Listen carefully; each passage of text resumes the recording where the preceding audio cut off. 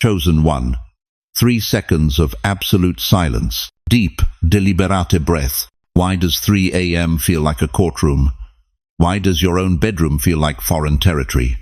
Why, after 70, 80, maybe 90 years of breathing, does your soul suddenly feel like it's suffocating under the weight of something you can't name?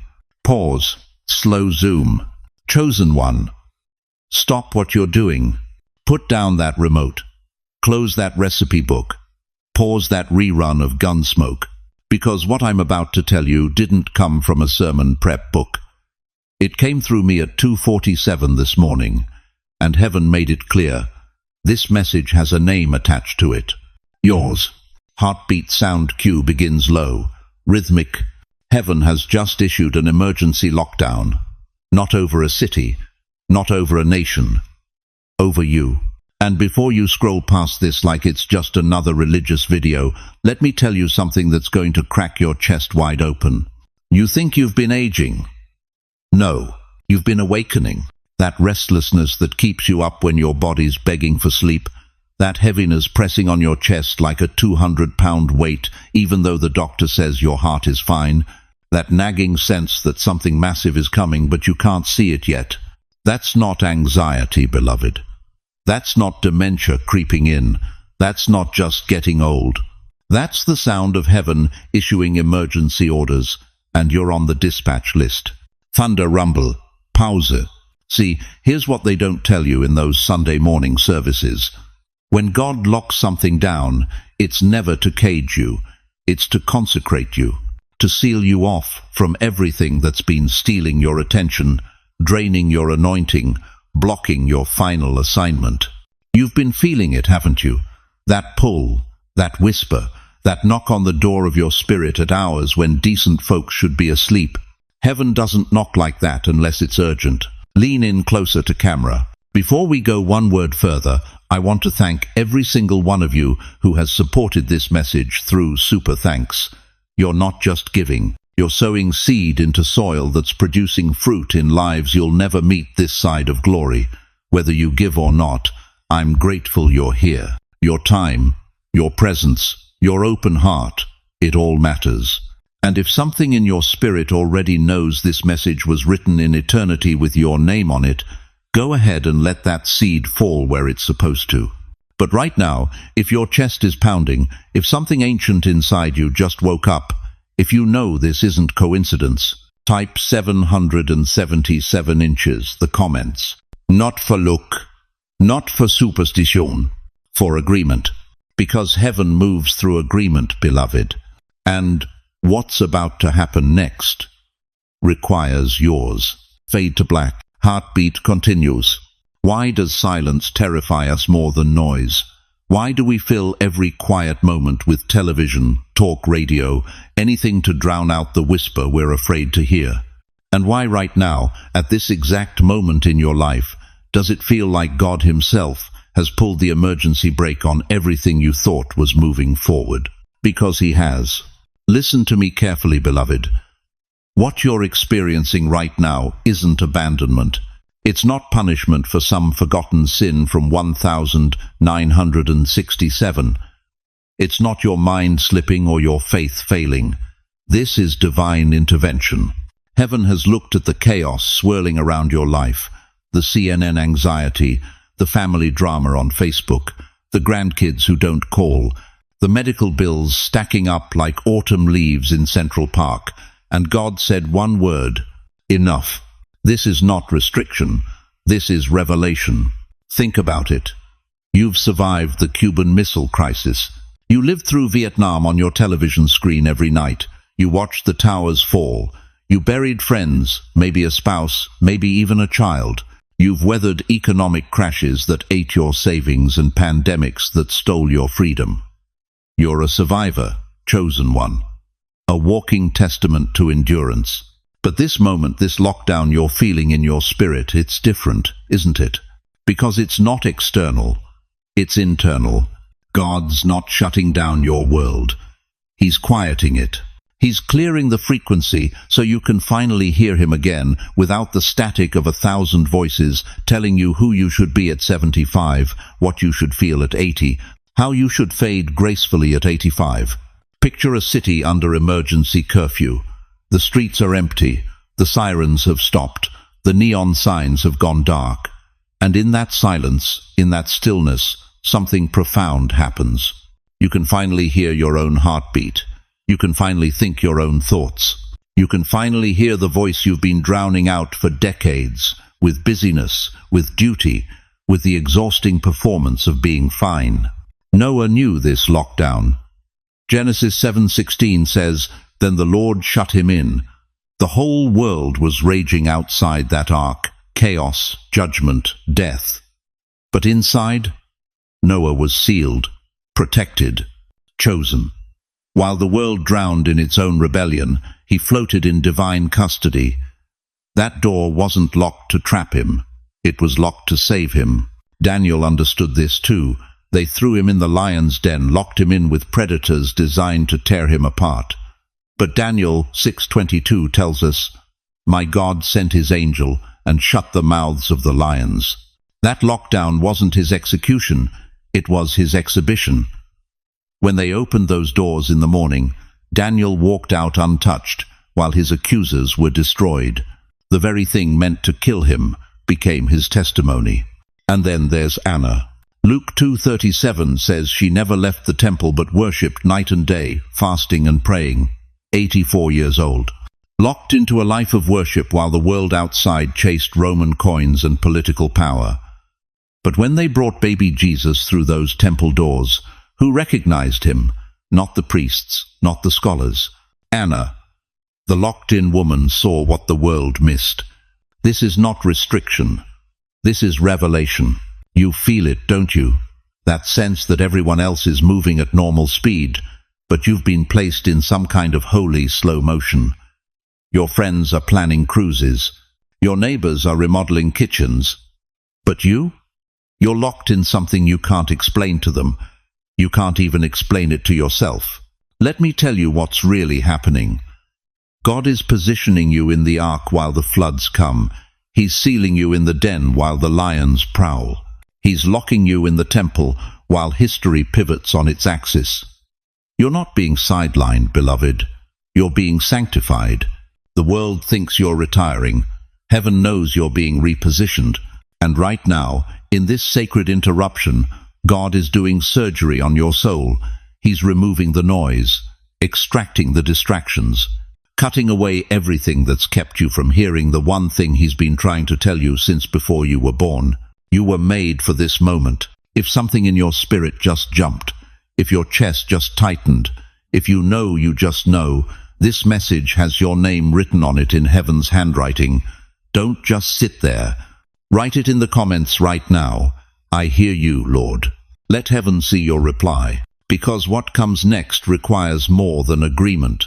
It requires awakening. And beloved, you're about to discover why God locked you down now at this age, in this season, for this purpose, when everyone told you your time was done. You want to know why heaven locks things down? Let me tell you something that's going to rearrange everything you thought you knew about God's timing. When a mother eagle senses a storm coming, and I mean the kind of storm that splits oak trees in half, she doesn't abandon her nest. She spreads her wings wide and covers her young. She locks them down, not to smother them, to shield them, because what's coming would destroy them if they were exposed. That's you right now, beloved. God is locking down the noise so you can't hear the lies anymore. Every television preacher promising prosperity if you just sow one more seed. Every doctor's report that tried to write your obituary before your assignment was complete. Every voice, including the one in your own head that's been whispering you're too old, too late, too broken. Heaven is shutting those voices down. But here's where it gets deeper. This lockdown isn't just protection, it's preparation. See, every storm that came against you in the last 5, 10, 20 years, the one that took your spouse, the one that emptied your savings account, the one that left you sitting in an empty house wondering if anybody remembered your name. You thought those storms were trying to bury you. No, beloved, they were building you. The world calls it delay. Heaven calls it design. Moses spent 40 years in a desert thinking God had forgotten him. But God was killing the Egypt in him so he could deliver Israel. David spent years running through caves like a fugitive. But God was teaching him to fight in the dark so he could rule in the light. Joseph rotted in a prison for a crime he didn't commit. But that pit wasn't his punishment, it was his PhD. Your lockdown, it's your graduate school. Here's what's tearing me up right now. You've been thinking God went silent because you did something wrong. You've been replaying every mistake, every harsh word, every Sunday you missed church, wondering if that's why he stopped answering. But listen to me, really listen. The Creator doesn't silence to punish, he silences to speak. When there's too much noise, you can't hear the frequency of heaven. When there's too much movement, you can't see the hand of God repositioning your life. When there's too much company, you can't recognize the voice that matters most. So he locks it down. He clears the room. He dims the lights. He turns off the television, silences the phone, sends everyone home. Not because he's angry, because he's about to say something you can't afford to miss. And here's the revelation that should stop you cold. The lockdown isn't happening to you. It's happening for you. You're not being confined. You're being refined. Every distraction he's removing, that's him making space for what he's about to pour in. Every door he's closing, that's him protecting you from what would have derailed you. Every relationship that walked away, that's him clearing the stage for the people who are supposed to stand with you in this final act. Heaven isolates before it elevates. So if you're sitting there in a quiet house, if your phone hasn't rung in 3 days, if you feel like you've been cut off from the world, good. That's not abandonment, that's appointment. God is locking you down because he's about to lock you into something so specific, so anointed, so precisely designed for this moment that you couldn't carry it with all that clutter still attached. Comment, I'm still in his plan. Say it out loud. Because confession shifts the atmosphere. And what's about to shift in your life requires your agreement. But before we go there, you need to understand something about timing that's going to wreck every religious calendar you've ever followed. You know what terrifies you more than death? Stillness. That moment when the grandkids stop calling, when the phone doesn't ring for 3 days straight, when you realize you've been sitting in the same chair for 4 hours and nobody noticed you were even there. You think that's abandonment. You think that's the universe telling you your time is up. But what if I told you something that's going to flip your entire theology upside down? What if that stillness, that suffocating, soul-crushing quiet, is actually the sound of the operating room? Listen to me carefully, beloved. God can't perform surgery on a body that's still fighting. You ever try to stitch up a wound on someone who won't stop thrashing? You ever try to reset a bone while the patient's screaming and swinging? Can't be done. The surgeon has one choice. Put them under. Divine anesthesia. That's what you've been experiencing. That heaviness in your limbs when you try to get out of bed. That fog in your mind when you try to pray. That exhaustion that sleep can't fix, because it's not exhaustion at all. It's sedation. Heaven has you on the table right now. And I know what you're thinking. But I've been praying for breakthrough. I've been asking God to move. Why does it feel like he's holding me down instead of lifting me up? Because, chosen one, he can't rewire you while you're still running on the old system. Psalm 46:10 doesn't say be busy and know that I am God. It says be still. That Hebrew word rapha, it means to let go, to stop striving, to cease the fight. Not because you've lost, but because the surgeon needs you motionless while he operates on the parts of you that have been broken for decades. Your tired bones aren't decaying, they're being reconstructed. That silence you've been interpreting as rejection, that's not God turning his back. That's the sound of intensive care. You ever notice how quiet a hospital room gets right before the monitors start beeping again? Right before the chest rises, right before the eyes open. You're in that room right now, And I'm talking to the widow who hasn't heard her name spoken tenderly in 6 years. I'm talking to the grandfather whose kids moved to California and forgot he's still breathing in Brooklyn. I'm talking to every senior saint who's been whispering prayers into the dark, wondering if anybody's even listening anymore. You think heaven forgot your name? Let me tell you something that's going to wreck you. The silence isn't abandonment, it's concentration. When a surgeon goes quiet, it's not because he's given up, it's because he's focused. One wrong move, and the whole operation fails. So he steadies his hand, holds his breath, and cuts with precision. That's what God's doing with you right now. Every closed door, that's him locking down the infection. Every delayed answer, that's him waiting for the anesthesia to take full effect. Every moment you felt invisible, that was him shielding you from contamination while he worked on the wound the world couldn't see. You've been still not because you've been defeated, but because victory is under construction. And I need you to hear this with every ounce of your being. Your stillness is not your finish line, it's your surgery table. And when God closes you up, when he finally removes the breathing tube, when he says, "Wake up, you're not coming back as the same person who went under. You're coming back rewired, rebuilt, resurrected." So, if this message is breathing life back into lungs you thought were done, if you feel the monitors starting to beep again, hit that subscribe button right now and type, "I'm still here." Let hell know you didn't flatline. Because what God's about to do when you wake up from this divine surgery, that's what we need to talk about next. You thought you were losing everything. Your health failing, your spouse gone, your savings drained. Your children scattered across 3 time zones, too busy to call. You thought you were losing it all. But listen to me, chosen one, you weren't losing everything. You were losing what couldn't go with you. God was stripping you, not to humiliate you, to liberate you. Every system in your life that ran on fear, on pride, on the approval of people who never really knew you, it's shutting down. Right now, heaven is rebooting your destiny, and what's coming back online isn't the old you. It's the you that was buried under 70 years of other people's expectations. You thought you were being buried, but you were being planted. Think about Joseph, 17 years old with a dream from God, then betrayed by his own brothers, sold like cattle, lied about, locked in an Egyptian prison for a crime he didn't commit, forgotten for years. If you were Joseph, sitting in that cell at 40 years old, what would you think? You'd think God lied. You'd think the dream died. You'd think you missed your moment. But Joseph didn't know what you're about to understand right now. Heaven's lockdown is God's launch pad. That prison wasn't his punishment. It was his preparation.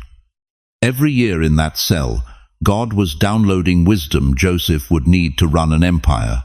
Every night of injustice was teaching him how to lead with mercy. Every moment of abandonment was training him to depend on God alone. And when Pharaoh's messenger finally came, Joseph didn't just leave that prison, he walked straight into a palace. From dungeon to dynasty in one afternoon. You're in that prison right now, beloved.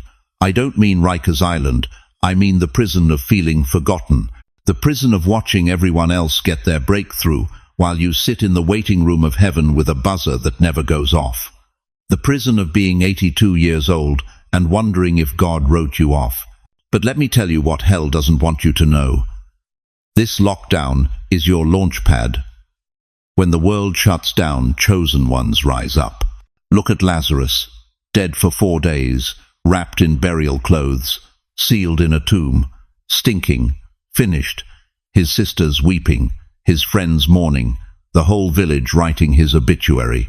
But Jesus stood outside that grave and shouted 2 words that shattered death itself. "Come forth." And a dead man walked out breathing.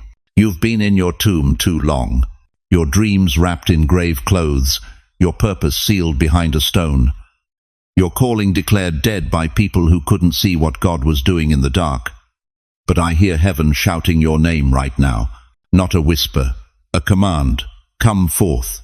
Moses spent 40 years in the wilderness thinking he was a washed-up murderer, 80 years old, tending sheep, talking to nobody but goats and his father-in-law. If Moses had a Facebook page, it would have said, "Retired, failed leader, living in Midian." But then a bush caught fire and refused to burn up. And God said, "Now you're ready." Everything that felt like a delay was actually a download. Everything that looked like exile was actually education. Everything that seemed like the end was actually the setup for the greatest chapter of his life. That's you right now. Heaven is rewriting your story. And when God picks up the pen, he doesn't edit, he resurrects. If you're ready for God to rewrite your story, type, "Rewrite me, Lord." Because what happens next will prove that the best wine was always saved for last. You've been sitting in that chair for 40 years thinking you're retired. But heaven just sent me a memo, and it says something different. It says you're not retired. You're refired. Let me tell you what's really been happening while you've been watching Wheel of Fortune and counting pills. While the world wrote you off as yesterday's news, heaven's been preparing you as tomorrow's prophet. You think those sleepless nights at 3 a.m. were insomnia? No, that was training. God's been teaching you to hear his voice in the hours when the world goes silent. Anna the prophetess understood this. Luke chapter 2 tells us she was 84 years old. 84. Widowed after only 7 years of marriage. The world saw a lonely old woman haunting the temple. But God saw a radar system. For decades, Anna prayed and fasted while everyone else moved on with their lives. And then one Tuesday morning, a baby walked through those temple doors, and Anna's spirit exploded. She recognized the Messiah when scholars missed him. Why? Because her years weren't wasted. They were calibrated. Your years have been calibrated too. Every funeral you sat through taught you something about eternity. Every friend you buried planted seeds of wisdom the young don't possess. Every pill you swallow reminds you that this flesh is temporary, but your assignment is eternal. You're not fading, beloved. You're glowing. Not with the glow of youth, but with the radiation of someone who's been in the presence of God so long, you've absorbed his frequency. Caleb was 85 years old when he stood before Joshua and said 6 words that shook hell. "Give me this mountain. Not give me a rocking chair, not give me a senior discount, give me this mountain." The giants are still there, Joshua. The walls are still high. The battle is still fierce. But I'm not asking you to go easy on me because I'm old. I'm asking you to give me the hardest fight left because I've been training for 85 years and I'm finally ready. Do you hear what I'm telling you? This lockdown isn't God putting you in a nursing home. It's God putting you in a war room. Heaven didn't shut the door on you. Heaven shut the door for you, closed off every distraction, every time waster, every voice that told you your season was over. Because what's coming next requires your full attention. You're not ending, you're emerging.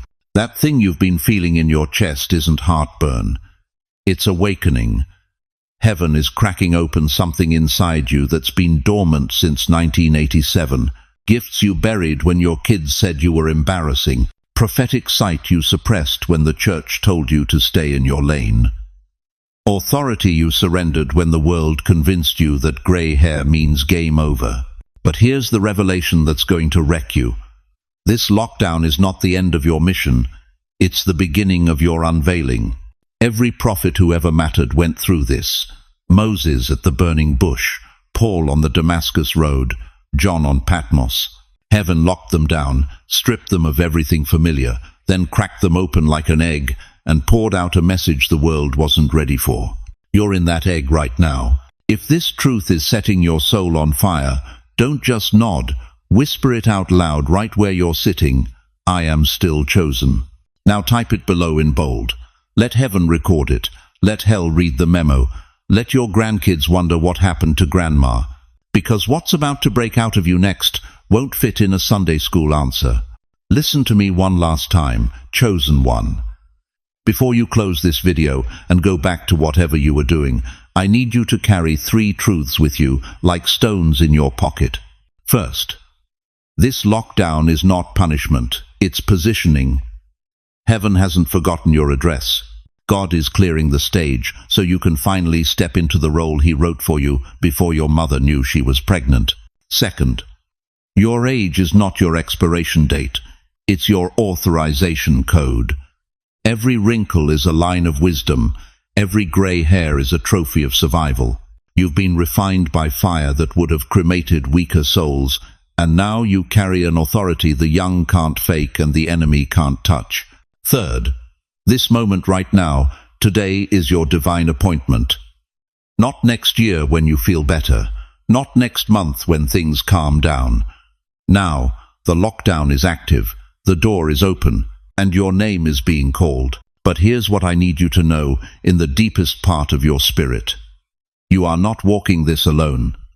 The same God who woke you up at 2:47 a.m. is still working in your life right now. He's not finished writing your story. He's not done moving mountains. He's not tired of hearing your voice.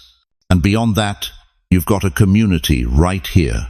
Thousands of chosen ones just like you, sitting in living rooms from Brooklyn to the Bronx, from Queens to Staten Island, feeling the same pull, hearing the same whisper, knowing they were marked for more. We're not just viewers. We're a family. And when one of us rises, we all rise. So let me ask you this, and I want you to sit with it.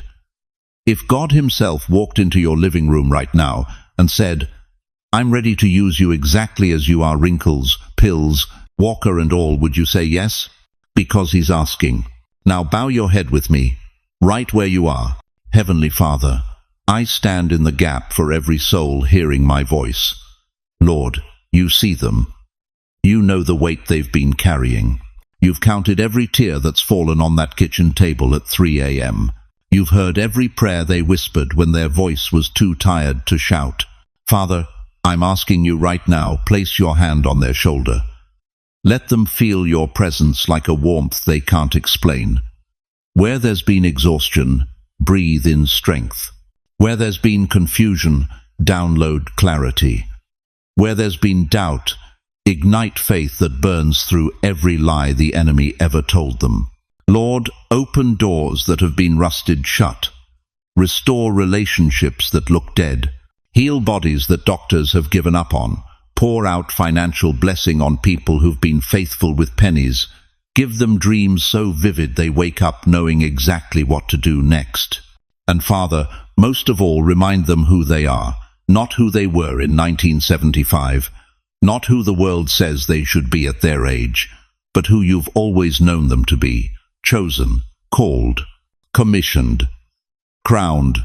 Let this lockdown be the birth canal, not the grave. Let this silence be the inhale before the roar. Let this season be the runway before the flight. In Jesus' name, the name that's above every name, the name that makes demons flee and mountains move, I seal this prayer. Let it be so in heaven. Let it be so on earth. Let it be so in their living room right now. Amen. Now listen, if this message hit you somewhere deep, don't keep it to yourself. Drop a comment below. Tell me what God spoke to your heart.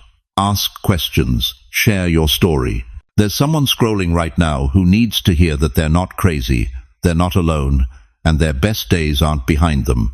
And please, share this video. Text it to that friend who's been struggling. Post it where your church family can see it. Because somewhere out there is another chosen one sitting in the dark thinking it's over, and you might be the one God uses to tell them it's just beginning. If you haven't subscribed yet, do it now. Hit that button, ring the bell, because this isn't the last word heaven has for you. There's more coming, more revelation, more activation, more fire. Thank you for staying with me all the way to the end. That alone tells me something about your spirit. You're not a quitter, you're a finisher. And God doesn't waste finishers. Now go, walk in the authority of who you are, rest in the certainty of who He is, and remember, you're not locked down, you're locked in. Heaven's got you, and so do we. God bless you, warrior. Your finest hour just started.